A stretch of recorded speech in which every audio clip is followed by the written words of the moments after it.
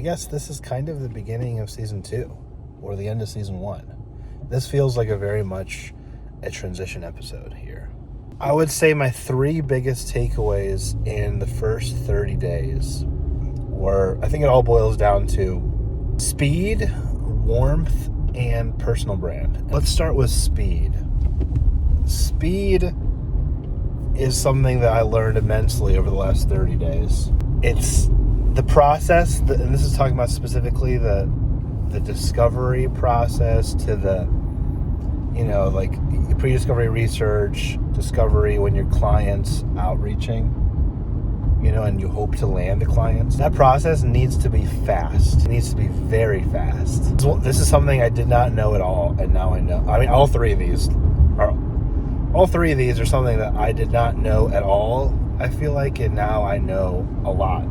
They're all 3 big takeaways. So that process needs to be very fast. It needs to be lightning quick. And this kind of ties into, I guess all 3 of them kind of tie into each other, so just hang with me here. Speed is very crucial. There's no such thing. You cannot have a discovery call, where there's no very, very clear next steps. And not only that, but the next steps should be payment and let's begin. Operating with discovery call to learn more about each other, see if we're a good fit, and then I'll draft a proposal. After the meeting, I'll give you the proposal. You look it over, and then we have another meeting, and that's the meeting where we close. I think that's an old way of doing things, and I think that way is getting outdated very fast. I think in the last 5 years, really since COVID, this has developed and changed, and the industry is different. I don't think that's the way anymore. It needs to be, I present you with prices if we're a good fit, and this is all happening on the same call. I'm presenting you with prices if we're a good fit, and then I have you make a decision right then and there. Then I deal in real time with sales objectives. Instead of, I think, the other way creates a gap, a space in time where there's a lot of room for the deal to get lost. Because there's so much time for the client to think about it, and then it's easier to, people are busy, right? The client's busy. It's not like they have all this time to really directly think about it, make a decision, communicate the decision over to you, schedule a follow-up meeting. It's not going to happen that way. It needs to happen right then and there. Like, you need to lay it all out on the table. Here's exactly what we're doing. And then the next step there needs to be, here, let me send you an invoice for the first month or whatever, and a contract to sign. And that's the next step. That needs to truly be the next step. Those things need to be fast. It needs to be very speedy. If your first contact, with the client is on a Tuesday, and you can fit a meeting into your schedule that week, it needs to be signed by the end of the weekend. Like, that's how it needs to be. It's just the world that we live in. Everything is replaceable by, services online, websites, AI, whatever. And that's how that is. They go to a website and they sign up, and if they know they want it, then they want it, and that's it, right? And the reason that a client is meeting with you is because they're interested in those services. So there's no need to give them time to think about it or whatever. It's like they want it, and so you just have to really just communicate. You need to work on sales, your sales process, your sales approach, your conversations that you have, the objections that you anticipate. That's what you need to really hone in on. So that's number 1 is speed. Number 2 is warmth. This cold outreach approach, it's great, but this is another thing I think is outdating. Cold outreach email, cold outreach phone call, it feels copy-pasty and not tailored to the client or their needs. It doesn't demonstrate that you've done your research. Even if you have, the client has, or the potential client, I should say, the lead or whatever, has no time at all, has seconds to determine, if you're legit, if you're authentic, if it's, if your message is trustworthy, if you are trustworthy. And I don't think that's, I think blasting cold email to 100 people might yield a handful of results, but it's just not worth the time and the effort to do that. I don't think you get your most value. Like, I don't think you get your most out of that. And so what I mean by warmth is it's not, if you stay along with this analogy of cold outreach, cold call, cold email, then, okay, no, maybe this isn't a nice cold email. Maybe this is a warmer email. Because with this client, maybe you have had a little bit of familiarity with. Maybe you like their stuff on IG and you comment on all their IG posts. Like, they know who you are just a little bit, just a little, not much, just a little bit. You get your name out there, just whatever that looks like. Maybe you just send them a message just complimenting them and their business. Like, just something to where there's just a little bit of give, so that when you actually ask or offer, build an offer or just pitch, whatever, there's some sort of familiarity there. It's not a cold, outreach. It's just a little bit warmer. So working on warmth, working on warming your potential clients up, I think is tremendously important. One thing that I've seen with the brand DeWalt, massive company, obviously, power tools, construction equipment, etc., etc. And I shot some stuff, not specifically for them, in this mini documentary that I'm working on editing right now. I have a bunch of stuff that features DeWalt products in it. And I think I have enough to where I can stitch together a quick hitting short video showcasing DeWalt's products.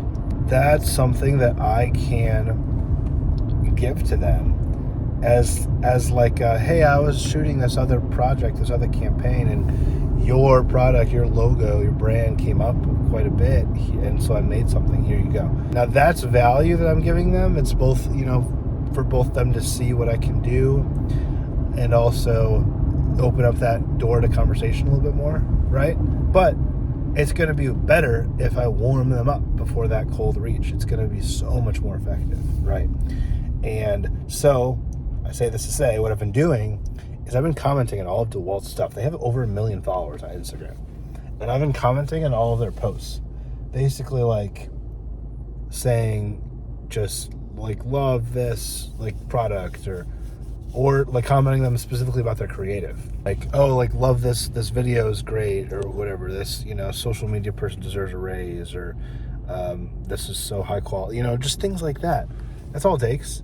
And I've been literally doing that for the last several weeks, and I haven't even sent them anything yet via DM, this video that I basically made for them. I haven't even done that yet because I'm warming them up. And honestly, recently, they've been responding to comments too. Like, they've been very interactive with my comments recently, just, I think, because it's a person behind there, and they know, when they see my name, it's like they're warmed up a little bit, like they know. Their comments too the other day was, it was like, I commented on there, like, oh, these are great professional, or these are great high quality, this is great high quality content, or something like that. And their response to my comment was, professionals like you would know, so that honestly indicates that they've seen my profile. Like, they've done more than just respond to my comment, and that's huge. Like, that's exactly what you want, because now the difference in me reaching out to them and someone else who hasn't done that warming up is massive. That is a huge difference. Then they are so much more likely to respond to me, and that's all. That's all we need to start something here, right? Next step with them specifically, just kind of carry out this point, is I will DM them at some point, just a compliment, asking nothing in return, like, love what you guys are putting out, or whatever. That's it. End of story. And then if they respond to that, then all of a sudden our DM conversations are open, and then that's like a huge green light. And then when this project is done, this little stitched video that I made for them, it's like 30 seconds long, I can, just say just that, and just be like, hey, like, I, was on a different project, different campaign, your product came out a lot in it, and here's a video that I put together with a call to action. So, like, here's this video for you guys to have, whatever you want with it. would also have some ideas for how maybe we can like work together, or how I can see your brands like in the wild in a specific way, or here's an idea I have, or whatever, something specific like that, tangible like that, that invites them to, oh hey, let's jump on a call about it. Like let's let's actually do something about this. I don't know, but that's something that is, I would rush if I would give effort. That is something, doing it that way is something I would much rather do than blast them an email. It's easily a copy paste, and it's very easily like a skipped, not it doesn't work. And I could even DM them asking for an email contact as well, which would put me in the door even further. But one specific example that I'm talking about, that is just warmth. Very important. Last thing here, last of the three, number 3, is personal brand. Personal brand is something that I think just got flipped on its head for me going into this series, and then just how I relate to it now. And all 3 of these tie into each other, and so there's some overlapping ideas here. But basically, the idea of personal brand is essentially giving them, in this specific use case, DeWalt, something to look at, like when they tap my profile. Something to look at where they can envision themselves in my content that I'm posting on my profile, right? People do not hire the best, they hire what's they know the most.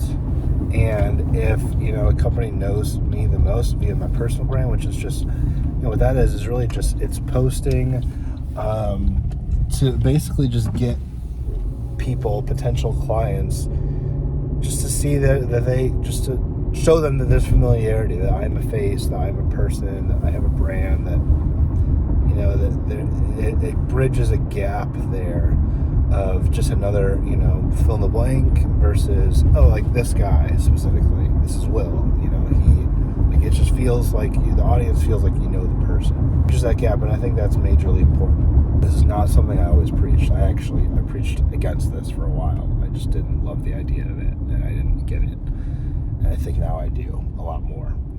And that's all personal brand is. And everything that you post, you should figure out who your audience is, or who you want your audience to be. If it's potential clients, maybe it's not. But you need to figure out maybe not what you're selling right now, but what you want. Like every piece of content that you put out needs to have a purpose. It needs to do something. You should be very aware of what that purpose is. Extremely important. Because if you're just posting willy-nilly, throwing stuff against the wall and seeing what sticks, it's just not going to work out for you. That's a hill that I'll die on. So, those 3 things, I think, are extremely important for just what I've learned. I think it summarizes really kind of everything I've learned in the last month. And I've learned a lot. Like there's a lot that I've learned. And it's only been 30 days, 31 days, or whatever it's been, right? And so that's wild. Just to think about the future, next 30 days or whatever. This really felt like the end of a season, so to speak. I don't really know why, but it just kind of how it's felt. So I'm excited for the next season, what that brings, and what I'm going to learn, and it feels like I'm, gaining a lot of knowledge, even though it's not necessarily converting to signed clients, money coming in yet. I think it's good to have that kind of knowledge, and soon I think I will be taking the risk that accompanies that of, jumping into something that's outside of my comfort zone, which might be pitching, or might be client communication, or I don't know what it looks like. I really don't. Or it might be just getting myself out there in an industry I'm not super familiar with, or people that I haven't met yet, whatever that looks like. So, anyways, I hope that you're enjoying my journey. I think the first month has really been all over the place, honestly. And, that's just kind of comes with it. Like, I didn't know what I was doing 100% yet. And I still don't, but I think I'm a little bit closer now. And there's one thing there that, in the knowledge that I have and the ability that I'm able to, to do and to communicate, and what I'm doing in my processes, they might not be updated per either the industry has evolved in a year, or my process or my niche or my business has evolved in a year. or I've just learned more, and what I'm doing. So don't take everything I say with a grain of salt. Take everything I say with a grain of salt, because when I tell you, it might not be factually the best way of doing it, and I just don't know yet. Maybe the better way is going to come with time or with experience. Who knows? But I hope this is enjoyable, at least for you. I think it'll be enjoyable for me to look back on, a year after the fact, and just see kind of where my journey was. And I hope for you, the goal or the idea is that you are trying to do this too. You're trying to, just kind of do your own thing with marketing or with clients or with social media, video, or photo, whatever that looks like. My dream is that you are actually learning something, because I would love something like this right now, where I'm learning from someone too. So hope that makes sense, and hope this is helpful.